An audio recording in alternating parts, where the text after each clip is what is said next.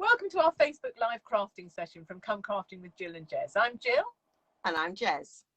And on the first Saturday of every month, we do a joint live crafting session over in our Facebook group, Come Crafting with Jill and Jez. If you'd like to watch along live next time, please come and join our group. There'll be a link below this video. I hope you enjoy watching. Okay, right. Well, what I thought I'd do, as we were doing Anything Goes, I thought earlier in the week, I did think, well, if I get Sam's parcel with all the make and takes, maybe I'll make one of the make and takes on camera from last weekend. Yeah. But of course it didn't arrive till this morning, so I had to think of something else. So I went back to the last retreat that we had when we made this card. Now you can probably remember whose design. Was it Donna Lester's design? I think that was Donna's, yeah. Yeah. Yeah, she was on our table, wasn't she? Yeah. What's her taffy crafting, is Taffy it? crafting. Taffy crafting. And this was hers. It's a tunnel card. So you've got just very ordinary front, but really pretty. And then opens out and you can put a message in there, which is quite nice. So I thought I'd remake that one. On this one, because it was May, must have been April, mustn't it? The last retreat. Yeah. Or June, May maybe. I've used the pansy petals, which was still current then. If you wanted to do it with pansy petals, I have still got some of that DSP, so let me know if you'd like some. But today I'm going to use Hues of Happiness to do it. Oh yeah. So I've done a little bit of Blue Peter before we start. So the base is white and it is 8 1/4 by 5 3/4. I'm doing it in inches. Well done. Yes, I'm doing it in inches. And then you need a coloured insert to go in the middle. So it's this bit that we're doing. And this measures 5.5 by 8. So slightly shorter and slightly less long. And then you need to score this one at 2 inches, 4 inches and 6 inches. And then the middle fold needs to be a mountain fold, so that's coming up, and then the other two are valley folds, so they're going down. So you end up with a little bit like a concertina. There's a few people are a bit aghast at the fact that you're using inches. I know.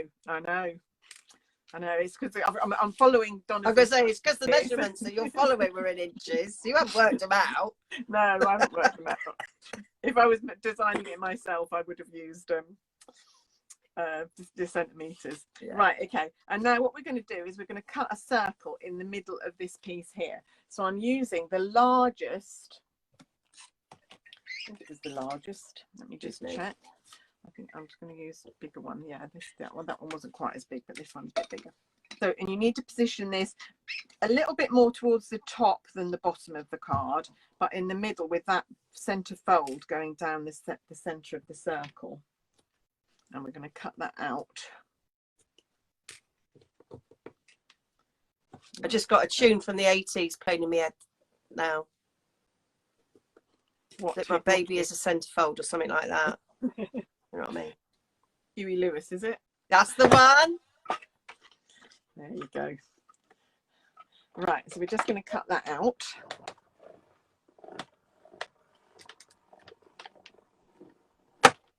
I need a new die cutting machine. I needed the big one for this. Couldn't use my little one. It wasn't big enough. Right, just remove that die. So now we've got our scallop circle shape there. And then the next bit is really clever, I think, because it took me a while when we were making it last retreat to work out how she'd done it. Just take the washi tape off there so it doesn't tear the card. You're going to need Angel is centerfold, not my baby. Yeah. Going to need this scallop circle later on, so don't discard that. Okay, and then what? I wouldn't anyway, Jill. No, no, very frugal crafters here. This one, no, it's not that one. Which one did I use? You can play around with circles. You just need a smaller circle. So you need a circle that's going to fit inside this one. But yeah, it's up to you which one you want to use. I'll measure it so you know. I'll measure it in inches. Yeah. It is nearly 2 3/4, sort of 2 5/8, that one. And what you do is you have a piece of cardstock which is 3.5 inches square, and you cut your circle out of the middle of that piece of cardstock. And then what you do is you stick that on the back, and then that's going to give you your border around your circle. Marvellous. Isn't that clever? It is. You know, I can't remember making this. I know I did. Yeah. But I can't remember. I've been meaning to remake it since the last retreat. It's been on my pile of things to video and to do. Yeah. And I hadn't managed to do it. I mean, I've got projects going back years from retreats that I intend to either remake or even make from the first time. Or finish them. I think that one might not be finished. I think that's somewhere not finished. This was one that I did actually finish. And I think it's quite a nice fold, actually. I think it is lovely. So that's our insert. And then on that insert, 2 of these panels, you need to put DSP. So I'm using the Hues of Happiness. So I've cut my panels already. And they measure, look at Donna's instructions, 5 3/8 by 1 7/8. And they're each going to fit on a panel there, like that.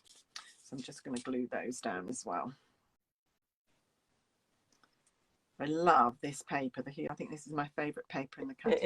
It is very pretty. Hues of Happiness. I used it on my swaps. Yeah, it is lovely. It's such a nice combination of colours. Very bright. You like bright. Bright. Yeah. It's this brighter is than I would normally use. This is Melon Mambo, the coloured cardstock I'm using.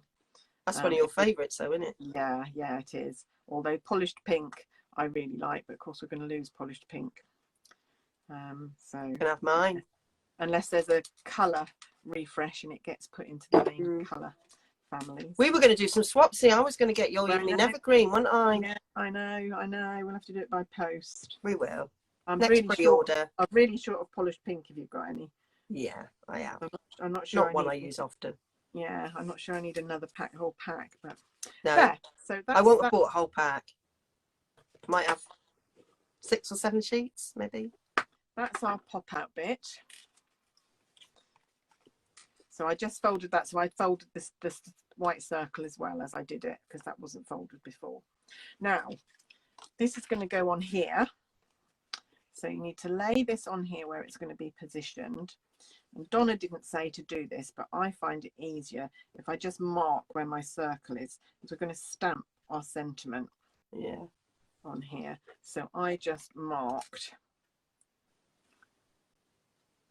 I don't really need the top and the bottom, but I'll just put them on there just so that I could get it in the right position.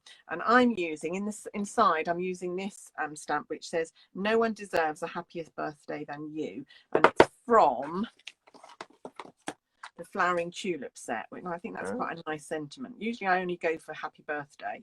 But I think "No one deserves a happier birthday than you" is quite nice. And you can't really put happy birthday on the front and then just another happy birthday inside. So you needed something different. And it just fits in this circle, this sentiment. It's quite a tight squeeze, but it does fit. So I'm just mementoing it. And then, sorry if you get my head. And probably my roots are showing because I missed my hair appointment while I was ill. Missed everything while I was ill. I had to rebook my flu jab, rebook my COVID jab, rebook my hair appointment. You missed out on your holiday as well. I know. Missed out on a week in Northumbria. It was so sad. But I would have been miserable if I'd gone. So yeah. Wouldn't have been able to do anything. But yeah, that was really my main holiday this year. I missed it. Shame. I spent it on the sofa, and that was quite a treat because up until then I'd only been able to lie on the floor. So getting onto the sofa was like a real achievement. It seems really silly looking back. Right, I'm not going to do that yet. What I'm going to do is I'm going to score this in half now. So I've stamped it before I've scored it. This is our card blank. So this was half an A4 sheet. And then we're going to score it at, I've got to do it in inches, 4 1/4. No, 4 1/8. 4 1/8. Yeah. Yeah. So, and then need to burnish that because that needs to fold as well. And then we can do the front. So on the front, we've got a panel of cardstock, which is just 1/2 centimetre smaller than the card blank. And then Or a 1/4 of an inch. Yeah, oh, sorry, yeah, 1/4 of an inch. And the pattern paper as well. But before we put the pattern paper on, and I knew I was going to nearly forget this, we need a piece. No, what do we need? We need the circle that I said don't discard. We're going to stick that on first, and then we're going to stick. And I didn't do this when we did the other one, but I just read Donna's instruction. You put the ribbon over, and that just hides the crease because you've got a crease on this one. Ah, she's clever, that Donna. Yeah, and I didn't read that before, so I thought, oh, I'll do this one properly. So you're going to stick your circle in the middle. You mean you didn't read instructions whilst we were on a retreat, Jill? That's not very like you. The fact that I actually made it. We did. That's not like you either. And then we're going to put this little bit of ribbon round with... To be fair, we were sat at the same table as Donna. We kind of had to do it, didn't we? Yeah, we did.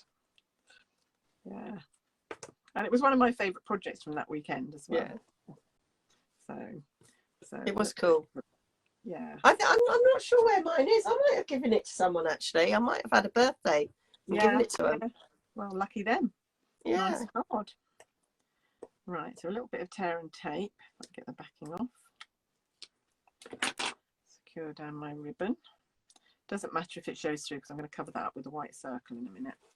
And then I just put a little bit of tear and tape to take the ribbon. This ribbon is nice because it's so thin, so it doesn't add a lot of bulk. Yeah. I don't really like thick ribbons going around the back of my card when they have a lot of bulk to them, but this is fine.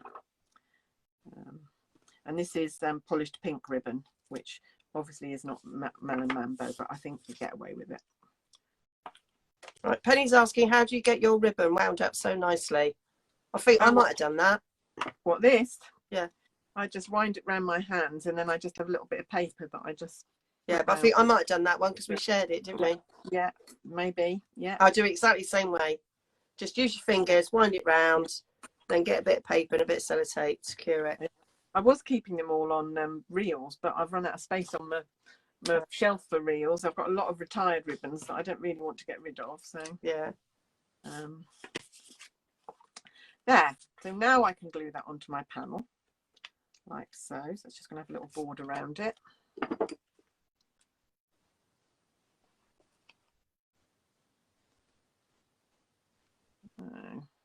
Actually, this is making me realise that I do love crafting. I've been really off. I really haven't been keen recently. It's just revived my enthusiasm. Oh gosh, I've got the wrong colour here. Oh, never mind. This is polished. This is a polished pink panel. But hey ho. You wouldn't notice. No, and it coordinates quite well as well. Because I was going to use polished pink at first, and then I realised I was quite short of it, so I changed to melon mambo. But I'd already cut this. I'd have gutted that mat as well. Yeah, well, I could have done, but that's slipped too much. Try that again. Good old Tombow giving me a bit of wiggle room. Yeah, got to have a bit of wigglage.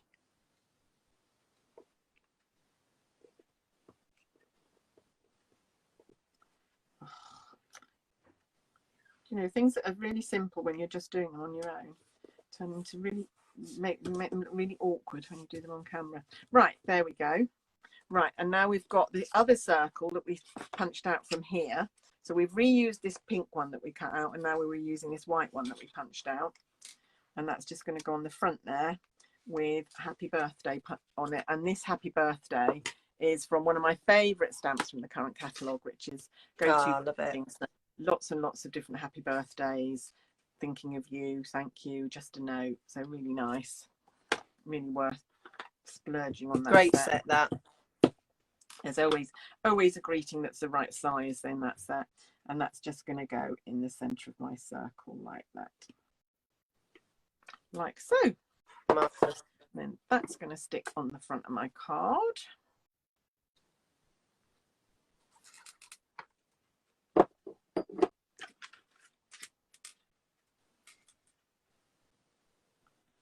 Try and get your border equal all the way around. Make sure your happy birthday is straight. And what I actually did, so what I did on this one was I just fussy cut some of the flowers from the paper to decorate. So I've done the same. I've already fussy cut from this sheet of paper. I've just fussy cut. I was thinking of you while I was doing it. Yeah, I used my fussy cut. Couple. Yeah, I was thinking Jez wouldn't have to do this. Well, I would on that one with the dark background because he doesn't. I don't think it sees it so much. But the one with the lighter background, yeah, I can't want that.